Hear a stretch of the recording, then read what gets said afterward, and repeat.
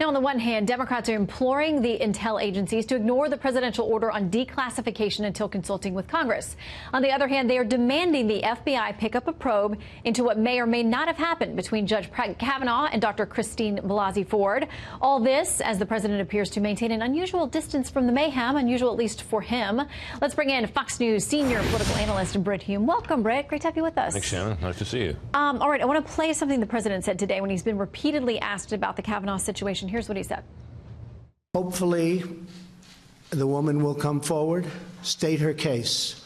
He will state his case before representatives of the United States Senate, and then they will vote. He's been uncharacteristically on message. We talked about this last night. No tweets about the accuser, very measured tones in what he's saying, what they're going to do, how it's going to play out. Well, it's pretty obvious. I mean, there are a lot of good reasons for that. One is that that's good for a president to be measured, just generally speaking. That's something the president doesn't always seem to care very much about, but in this case he does, and there are good reasons for that. One is that, look, this business about paying attention to and taking seriously women who claim to have been violated by men is a powerful notion. And neither the president and particularly I think his people around him advising him want to see him do anything that would appear to be disrespectful toward the accuser here. Now, look, it's very late in the game. My own view of this is, as a reporter who's covered these things these many years, is that the stench of bad faith, not necessarily on her part, but on the part of the Democrats on this, is so heavy that if you can't smell it, you need to have your nose looked at. But nonetheless, and you know the president feels that way about it, but he's not saying, and the Republicans on the committee are being very careful about what they say as well, for the same reason.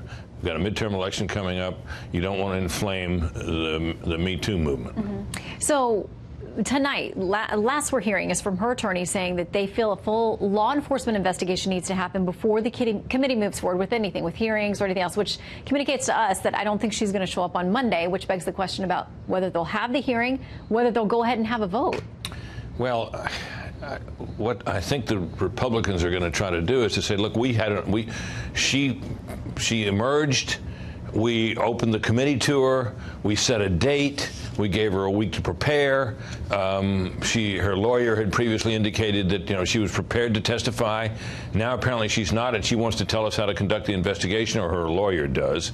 And my sense is that the Republicans will move forward. The Democrats will scream bloody murder that this is a failure to investigate this properly and that the FBI should be involved and all the rest of it.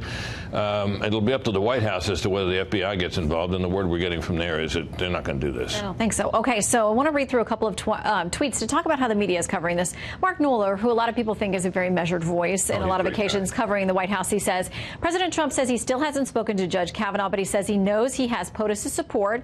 President is critical of Dems and Senator Feinstein for handling of allegation against Kavanaugh, says FBI doesn't want to reopen its background investigation. Then Chris Cillizza picked it up and said, oh, no big deal, just the president telling the FBI to ignore an allegation of sexual assault, which is not what the president said. It is not what the president said. And Chris Cillizza, who's a good guy, and I've known him a long time, he ought to be ashamed of himself. Well, that's outrageous. She picks this up and says, this is a great example of how media bias is compounded by journalists not being good at basic understanding or accurate description of Trump's statements and their meaning. Cillizza is apparently ignorant of the fact that the FBI already addressed the issue. Well, she's got a point. I mean, I must say to you, there was a correction at the bottom of a New York Times story just today, at which the Times had reported that Mark Judge, who was allegedly the other man in the room when this event happened, had said that he had seen it. He said the opposite. It's exactly the opposite of what his statement Exactly said. the opposite. I mean, that's a bad mistake. There have been a number of others recently. Bad mistake. Big editor's note in the New York Times to correct a totally unfair story about Nikki Haley and curtains in the ambassador's residence in New York. These are the kind of mistakes that used to be firing offenses. Bad stuff. Yeah, and now they give the president more ammunition, and what he says is the fake media and his, suggesting that they're not always. And this is not a good thing in America to have this level of distrust in the media. It's not. And the media have earned it to some extent. The president, I think, goes over the top in criticizing them, but there's plenty to criticize at this stage. All right, Britt Hume, always great to see you. Thank you, Shannon. Thanks for coming in.